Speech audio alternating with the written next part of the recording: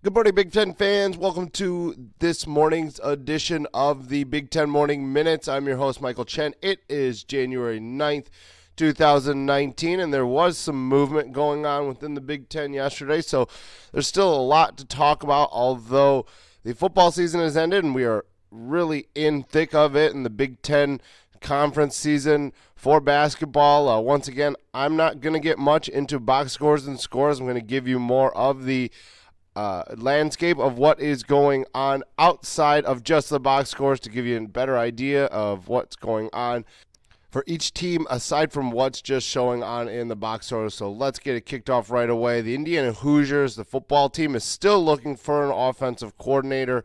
The search continues, whereas Minnesota got some good news as offensive coordinator Kirk Ciarrocca ended up turning down the head coach position at West Virginia, and he's going to end up staying at Minnesota, so that's a boon for head coach PJ Fleck. Also, you've got Michigan losing a second coordinator to Ohio State in as many days as Greg Matheson left yesterday. 2 days ago. Al Washington left yesterday, going home to Columbus. This one, you kind of saw the writing on the wall. His father played at Ohio State. He lived in Columbus. He went to a local Columbus high school in Columbus DeSales. So this one, not as surprising, Matheson, because Matheson looked like he was on his way to retirement. But Al Washington is a huge loss, I believe, for the Michigan program, as he was one of their better recruiters, recruited the state of Ohio obviously very well with his inroads there of living in there, especially in the Columbus area. So Ohio State's getting a good up-and-coming coach and someone who will recruit very well. Also,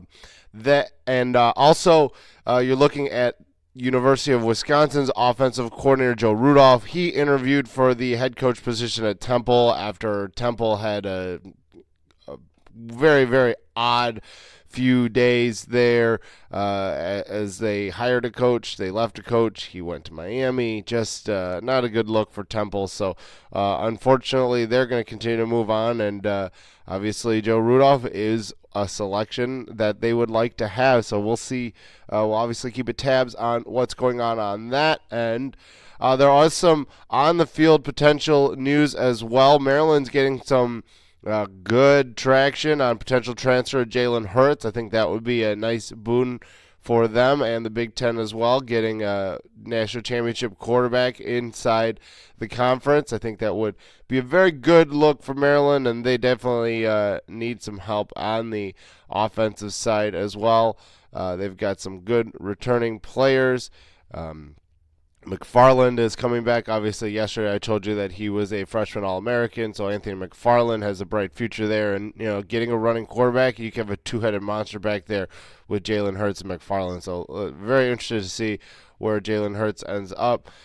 Michigan State getting some really, really good news, even better than the potential transfer news of Jalen Hurts. They're getting Kenny Willekes.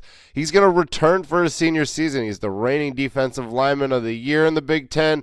So it's a huge, huge return for Mark D'Antonio and his staff.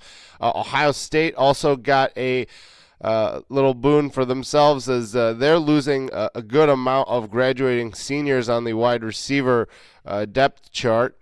But KJ Hill, a junior who all indications were initially that he was going to leave for the NFL, he's actually going to end up staying with the Buckeyes. So that's a nice return for Ryan Day, as also getting Washington as well. And then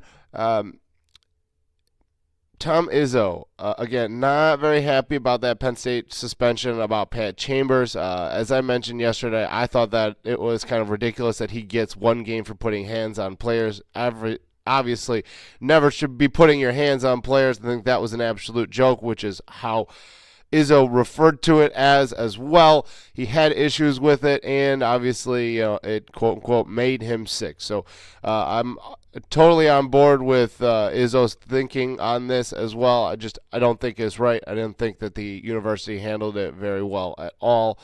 And then one last thing, obviously you could check the basketball scores. There were some really good games going on yesterday inside the conference, but Westgate and Vegas came out with their odds for winning the national championship next year, and there's a couple Big Ten teams that made it, and there's one that was really a surprise that made it. Obviously, the two that aren't going to be a surprise are Michigan and Ohio State.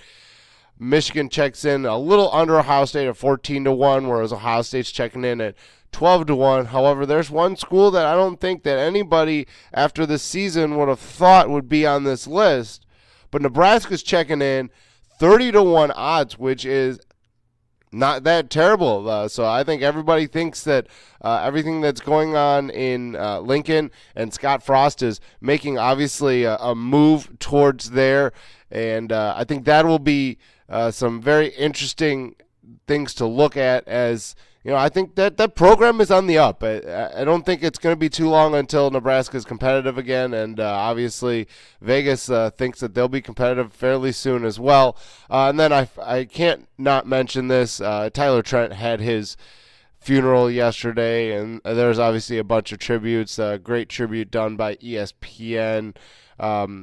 On there as well. Dan Dockish had some great words to say about the young man who inspired so many people, so obviously can't leave that out as well. But that'll do it for you for the Big Ten Morning Minutes. I've been your host, Michael Chen. Give me a follow on Twitter at MFC2123. We could talk some Big Ten football on the internet. Have a great day, Big Ten fans.